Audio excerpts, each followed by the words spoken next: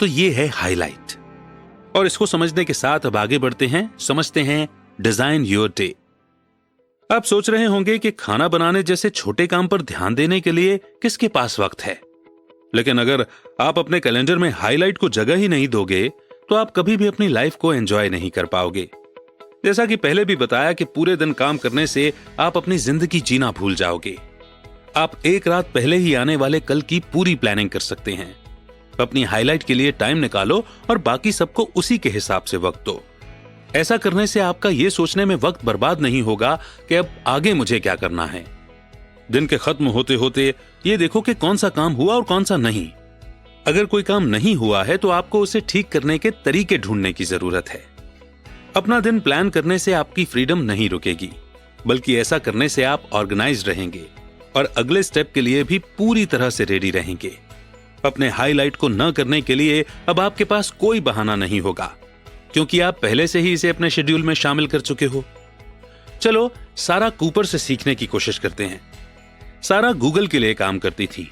उन्होंने अपनी जॉब छोड़ दी क्योंकि उन्हें एक राइटर और कॉमेडियन बनना था। इसीलिए उन्होंने खुद के लिए स्क्रिप्ट्स लिखना शुरू किया और अपनी वेबसाइट द कूपर रिव्यू पर वीडियो बनाना भी शुरू कर दिया। उनकी वेबसाइट ने करोड़ों लोगों को अट्रैक्ट किया और वो पॉपुलर होने लगी। सारा ने एक बुक डील साइन की और वो बहुत सारे लोगों के लिए एक रोल मॉडल बन गई। जब उनसे ये पूछा गया कि वो घर से काम कैसे कर पा रही हैं, तो सारा ने जवाब दिया कि वो अपने हर घंटे को प्लान करती हैं। उनके पास एक नोटबुक है जहां उन्होंने अपने हर काम को बांट रखा है कि कब कौन सा काम करना है, और दिन के खत्म होते होते वो पूरा शेड्यूल देखती हैं कि कौन सा काम हुआ और कौन सा नहीं। आप अपनी नोटबुक को 3 हिस्सों में बांट सकते हो, प्लान, एक्चुअल और रिवाइज्ड। प्लान में आप एक रात पहले वो लिखेंगे जो आपको अगले दिन करना है। एक्चुअल में लिखना है कि आपने पूरे दिन में क्या क्या किया। रिवाइज्ड में वो सारे चेंजेस होंगे जो आप दिन भर में करते हो। आप अपने लिए एक परफेक्ट डे डिजाइन नहीं कर सकते क्योंकि आपको नहीं पता कि आगे क्या होगा, लेकिन जब आप अपने प्लान को रिव्यू करके उसमें बदलाव करते रहते हो तो आप अपने लिए एक सही रूटीन बना पाते हो। अगली बार जब भी कुछ अचानक से होगा तो आपको पता होगा कि आपको क्या करना चाहिए। इसीलिए अपना दिन प्लान करना शुरू कर दो और अपने हाईलाइट के लिए जरूर टाइम निकालो। एक नोटबुक अपने पास रखने से आपको अपने जरूरी काम वक्त पर करने में मदद मिलेगी, है ना? इसी के साथ अब आगे बढ़ते हैं और समझते हैं लेजर। अब जब आप अपनी हाईलाइट चुन चुके हो, अपना दिन प्लान कर चुके हो और अपनी प्रोग्रेस को मेजर कर चुके हो, तो अब वक्त है फोकस का। आज के जमाने में सबसे बड़ी दिक्कत फोकस करना ही है। लेजर से मतलब है आपके माइंड की वो स्टेट जब आप अपने काम में पूरी तरह फोकस होते हो, बिल्कुल एक लेजर बीम की तरह। ऐसा करना मुश्किल हो सकता है, लेकिन जब आप कोई ऐसा काम करते हो जिससे आपको प्यार है, फोकस अपने आप ही बन जाता है।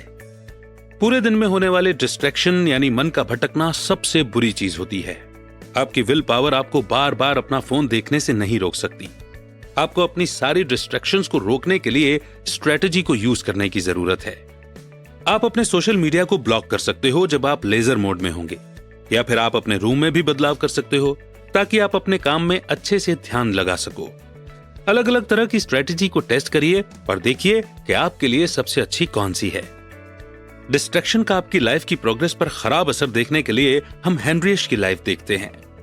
हेनरियश को अपने फेसबुक अकाउंट की लत लग गई थी। वो अपने पूरे दिन अपने फोन से चिपकी रहती थी और अपने काम पर फोकस नहीं कर पाती थी। उसने डिसाइड किया कि उसे अपनी जिंदगी बदलने की जरूरत है। वो पूरे दिन फेसबुक को यूज करना छोड़ना चाहती थी। इसलिए हेनरियश ने एक हफ्ते के लिए अपनी हर डिवाइस से फेसबुक को हटा दिया। ये काम उनके लिए बहुत मुश्किल था। जब एक हफ्ता खत्म हुआ, उसने महसूस किया कि उसने फेसबुक को बिल्कुल भी याद नहीं किया, बल्कि अब वो उसे आगे भी यूज नहीं करना चाहती है। इसलिए हेनरियश ने सोचा कि अब वो एक और हफ्ते के लिए फेसबुक यूज नहीं करेगी, और फिर 1 महीने के लिए। ऐसा करते करते 10 महीने हो गए, जिसकी वजह से उनका अपने कई दोस्तों से कांटेक्ट छूट गया। अब अगर हेनरियश अपने दोस्तों के साथ बाहर जाना चाहती तो उन्हें पुराना तरीका अपनाना पड़ता और बहुत कम लोग आते। हालांकि हेनरियश के लिए यह बहुत मुश्किल था, लेकिन फिर भी वो सोशल मीडिया दोबारा यूज नहीं करना चाहती थी। वो बहुत खुश थी और उसे लगता था कि उसने अपने दिमाग पर कंट्रोल कर लिया है। दोस्तों की बात करें तो हेनरियश ने महसूस किया कि उसके बस कुछ ही सच्चे दोस्त थे। जब उसने फेसबुक छोड़ा, वे लोग ईमेल या फोन कॉल करके उससे बात करते थे, जिससे उनका रिश्ता और गहरा हो गया। ज्यादातर लोग सोचते हैं कि अगर उन्होंने सोशल मीडिया छोड़ दिया तो वो अकेले हो जाएंगे, लेकिन कई सारे लोगों ने इसे छोड़ने की कोशिश की और उन्हें ऐसी आजादी का एहसास हुआ जिसे वो बयान नहीं कर सकते। बिना डिस्ट्रैक्शन के जिंदगी जीने से बेहतर कुछ नहीं है। आप पूरी तरह अपने काम पर फोकस कर सकते हैं और रोज अपनी जिंदगी जी सकते हैं। हमेशा डिस्ट्रैक्टेड होने की वजह से आपकी जिंदगी का पूरा कंट्रोल चला जाएगा और आप उस लम्हे को नहीं जी पाओगे। आपकी जिंदगी पर पूरी तरह आपका कंट्रोल होना चाहिए, न कि फेसबुक का।